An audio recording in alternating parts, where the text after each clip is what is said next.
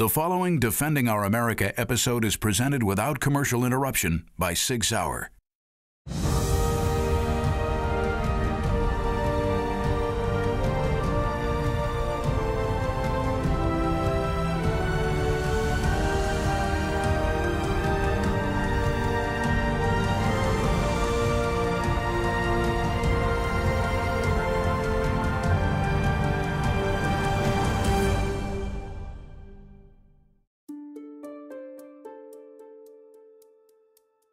So an interesting thing is the Iroquois Nation would have a way of looking at problems in their society. And they said, we think about the 5th generation unborn when we make a big decision. How will that decision affect the 5th generation unborn? Imagine that level of starting. That's where we're going to start the conversation. You can still ask all the other questions. How is it going to help us now? All that, but the value is put on the future and the children.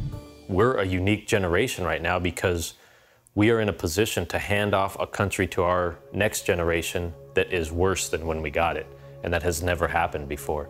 Generations previous to us have always handed off something better. Every decision that's being made right now is either based on a knee-jerk reaction or based on a political party's beliefs, or the simple fact that the Republicans and Democrats can't get along.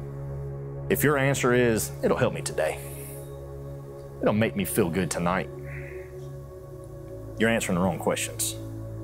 I think Iraq's a perfect example of that lack of forward thinking, because you have a political promise made, we're gonna get out of these wars, and we did get out of the war. We just didn't end the war. You know, in my mind, it's a legitimate argument whether we should have been there in the first place or not. People can make that argument, and I'll respect it, okay?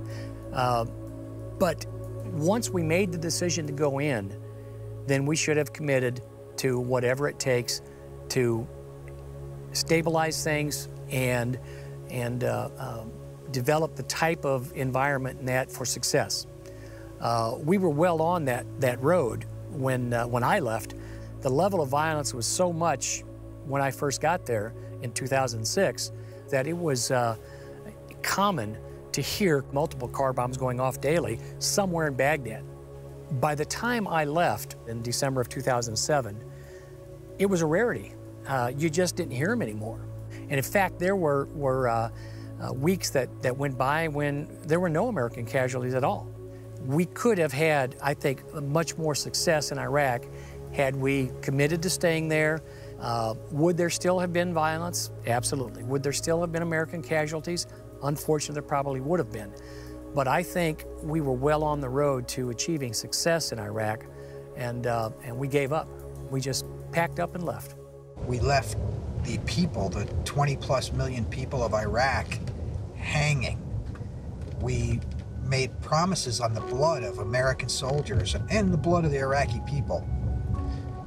Promises that we would free them and then be there to help them.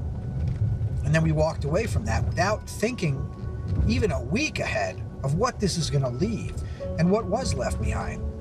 A terrorist haven now. ISIS has taken over, and now they're the best armed terrorist faction ever to exist on the planet. And why is that? We lost the peace. In Iraq, like in Vietnam, we won the war, but we've lost the peace. And then maybe people say, well, it's not our obligation to defend Iraq. Well, it's not our obligation, but is it at least a smart thing to do to prevent a terrorist haven from being created that's basically as well armed as the Iraqi military was? Iraqi people aren't the problem in this war. Terrorism is. And terrorism's not over. That war's not over. We've seen that with almost the entire country of Iraq falling in less than a month.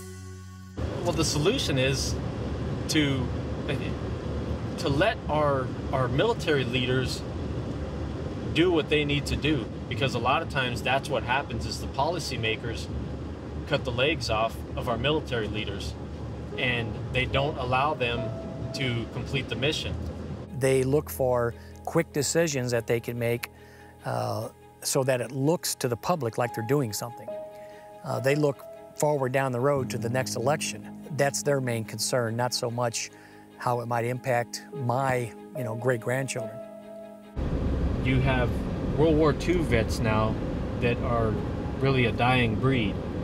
And those guys, you ask them, they want nothing more than for the generations ahead to have peace, to be able to not go to war.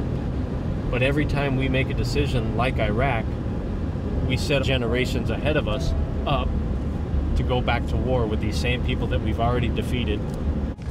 Our forefathers, they all had great foresight.